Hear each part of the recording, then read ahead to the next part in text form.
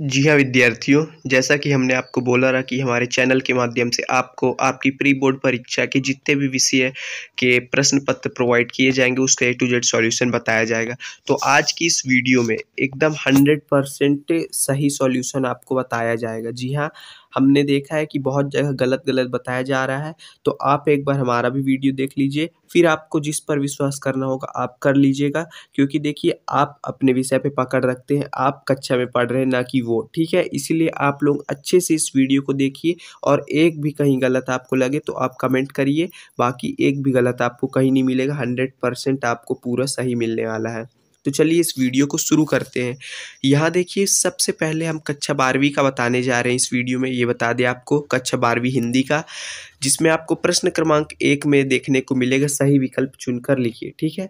तो यहाँ पास पहला है, देखिए, उषा का जादू टूटने का कारण है, तो इसका उत्तर होगा सूर्योदय, ठीक है ना? इसका उत्तर सूर्योदय हो जाएगा, क्योंकि उषा का तो जादू ये आप लोग जानते हो कक्षा 12वीं के उषा पाठ का है, ठीक है?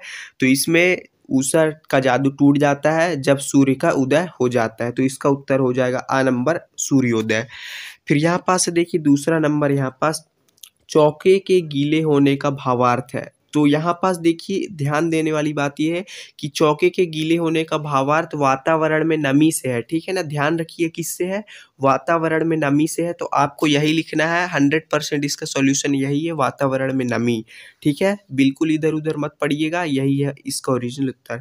तीसरा नंबर है, सिल्वर वेडिंग कहानी की मूल संवेदना है, तो इसका तो बहुत ही सिंपल है, आ नंबर हो जाएगा पीढ़ी का अंतराल, ठीक है ना? सिल्वर वेडिंग कहानी का मूल संवेदना या मूल उसका जो कर्तव्य है, जो उसका मूल सारांश है, वो पीढ़ी का अंतराल बताता है, ठीक है? चौथा नंबर है, देखिए, विज्ञान के क्षेत्र में काम कर रही भारत की संस्थाएं, 3 संस्थाएं हैं, ठीक है? 3 संस्थाएं काम कर रही हैं विज्ञान के क्षेत्र में, जो कि भारत की हैं। फिर यहाँ पास देखिए पांचवा नंबर है, विभावानुभाव व्याभिचारी संयोगात रस निष्पत्ति, यह परिभाषा है। तो ये परिभाषा किसकी है? यह आचार्य भारत मुनि की, ठीक है ना? ध्यान से सुनिएगा, ये आचार्य भारत मुनि की परिभाषा है, ठीक है? फिर देखिए यहीं पास छठवां नंबर है, बात का धनी होना, तो इसका अर्थ है जुबान का पक्का होना, ठीक है ना? जुबान का पक्का होना इसका अर्थ हो जाएगा। यहाँ से आपका बहुविकल्पी समाप्त होता है। अब चलते हैं प्रश्न क्रमांक 2 की ओर। प्रश्न क्रमांक 2 आपसे देखिए बोल रहा है, रिक्त स्थान में सही विकल्प चुनकर लिखिए। पहला है, शिरीष के फूल के रचनाकार है, तो शिरीष के फूल के रचनाकार हजारी प्रसाद द्विवेदी जी हैं, ठीक है? दूसरा नंबर है, बगुलों के पंख के रचनाकार हैं, तो इसके रचनाकार हम आपको बता देते हैं, यहाँ पास उमाशंकर जोशी जी हैं, ठीक है?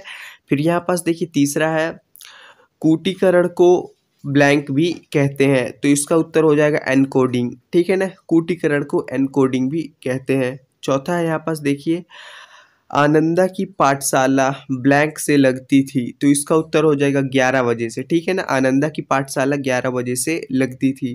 फिर पांचवा है, देखिए, राम मेहनत करता है, यह ब्लैंक वाक्य है। ये कौन सा वाक्य है? तो देखिए ये साधारण वाक्य है, ठीक है ना? ध्यान रखिए साधारण वाक्य है।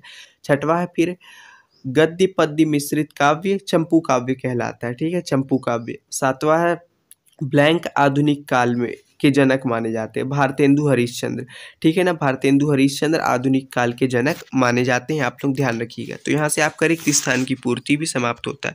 फिर देखिए प्रश्न क्रमांक 3 है यहाँ पास आपका सही जोड़ी। पहला है, फणीश्वर नाथ रेणु, तो इनकी रचना है यहाँ पास फणीश्वर नाथ रेणु जी की पहलवान की ढोलक, तो आपको यहाँ पास पहले के घा से मिला देना है, ठीक है? फिर दूसरा है, देखिए, आत्मपरिचय। आत्मपरिचय है हरिवंश राय बच्चन जी की, ठीक है? आत्मपरिचय। तीसरा है, अतीत के पाँव, ठीक है? अतीत के पाँव, तो अतीत के पाँव आपका यात्रा वृतांत है, तो आपको 6 नंबर से मिला देना है। फिर है, देखिए, चौथा, माधुर्य ओजवा प्रसाद, तो ये सभी शब्द गुण है, तो इनको आप सीधा सीधा शब्द गुण से मिला दीजिए। फिर पांचवा, हिंदी। हिंदी क्या है? हिंदी भाषा है, तो इसको आप भाषा से मिला दीजिए, ठीक है? छठवा है, समाचार लेखन। समाचार लेखन 6 प्रकार का होता है, तो इसको आप का से मिला दीजिए। तो आपका कौन कौन सा छूट जाएगा, देखिए हम बता देते हैं। आपका छूट जाएगा ये अंगा वाला छूट जाएगा, और ये जा वाला छूट जाएगा, ठीक है, इसको आपको नहीं करना है। तो एक बार और बता देते हैं, फणीश्वर नाथ रेणु का हो जाएगा पहलवान की ढोलक, आत्म परिचय का हो जाएगा हरिवंश राय बच्चन, अतीत के पाँव का हो जाएगा यात्रा वृत्तांत, माधुर्य ओजव प्रसाद, ये सभी शब्द गुण हो जाएगा। और यहाँ पास हिंदी का हो जाएगा भाषा, समाचार लेखन के 6 प्रकार होते हैं, ठीक है।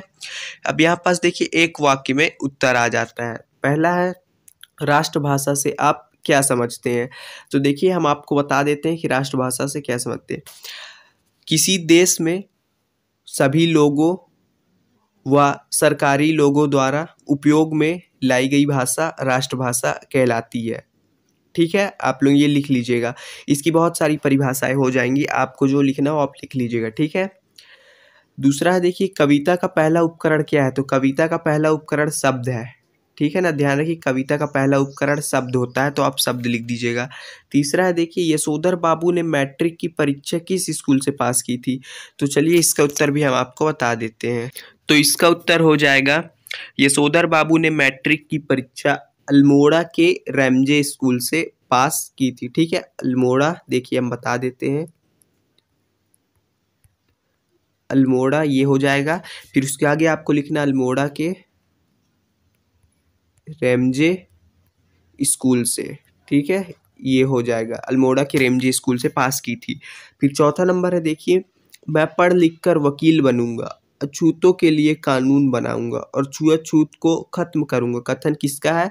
तो ये हमारे बाबा साहब भीमराव अम्बेडकर जी का कथन है, ठीक है ना, भीमराव अम्बेडकर जी का है। तो आप लोग लिख दीजिएगा भीमराव अम्बेडकर जी का है, ठीक है ना। तो आप लोग अच्छे से लिख दीजिएगा।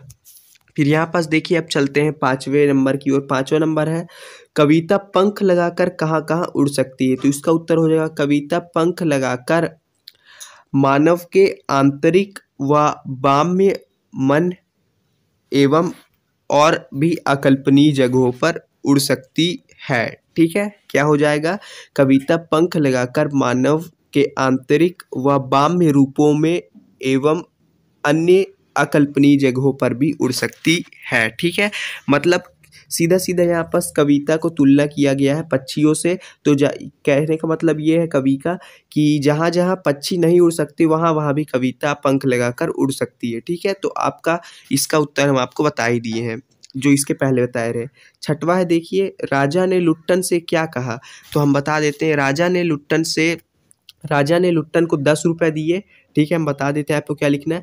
राजा ने लुट्टन पहलवान को 10 रुपये दिए, उसकी हिम्मत की प्रशंसा की और उसे मेला देखकर घर वापस जाने की नसीहत दी, ठीक है ना। ध्यान से सुनिएगा, राजा ने लुट्टन को 10 रुपये दिए, उसके हिम्मत की प्रशंसा की और मेला देखकर घर वापस जाने की नसीहत दी, ठीक है। ये राजा ने लुट्टन से कहा।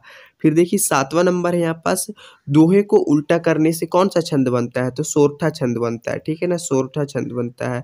तो आप लोग यहाँ पास लिख लीजिएगा सोरठा, ठीक है। यहाँ से आपका प्रश्न क्रमांक 4 भी समाप्त होता है। फिर देखिए प्रश्न क्रमांक 5 सत्य असत्य, एकदम अच्छे से आपको समझाएंगे इसलिए थोड़ा टाइम लग रहा है। पहला देखिए क्रिया की विशेषता बताने वाले शब्द क्रिया विशेषण होते हैं, तो ये बिल्कुल सही हो जाएगा, ठीक है, सत्य हो जाएगा। फिर दूसरा है देखिए यहाँ पास उपसर्ग का प्रयोग शब्द या शब्दांश के पहले होता है, तो बिल्कुल ये सही है, ठीक है। अभी आगे इसका परिभाषा भी पूछा गया है 2 नंबर में, तो आप ये भी लिख देंगे तो चलेगा, ठीक है। और एक उदाहरण दीजिए। फिलहाल देखते हैं ये सही है, उपसर्ग का प्रयोग शब्द या शब्दांश के पहले होता है और शब्द या शब्द के बाद जो लगता है वो होता है आपका प्रत्यय, ठीक है। तो फिलहाल उपसर्ग पूछा गया है। तीसरा है सिंधु घाटी सभ्यता में पत्थर और तांबे का प्रयोग होता था, ये बिल्कुल सत्य है, ठीक है। फिर चौथा है लेखन का आशय यांत्रिक हस्त कौशल होता है, बिल्कुल सही है, ठीक है। फिर यहाँ 5वां है पाठ रुबाइयाँ व गजल में कवि ने खुद को देश पर न्यौछावर कर दिया है, तो ये असत्य हो जाएगा, 5वां नंबर असत्य है, ठीक है। फिर देखिए 6वां है मेरी कल्पना का आदर्श समाज पाठ के लेखक बाबा भीमराव अम्बेडकर है, बिल्कुल सही सत्य है। कुल मिला के आपका 5वां नंबर बस छोड़ के बाकी सभी यहाँ पर सत्य है, ठीक है, आप ध्यान रखिएगा बाकी सभी सत्य है। तो देखिए आज की इस वीडियो में हमने प्रश्न क्रमांक 1 से 5 तक के पूरा सॉल्यूशन करवा दिया। अब 1-2 घंटे बाद आपका प्रश्न क्रमांक 6 से पूरा यहाँ 23 तक का प्रश्नों का उत्तर आ जाएगा एकदम अच्छे से, चाहे निबंध हो या कुछ भी हो, ठीक है। तो आप लोग चैनल को सब्सक्राइब कर लीजिए। धन्यवाद।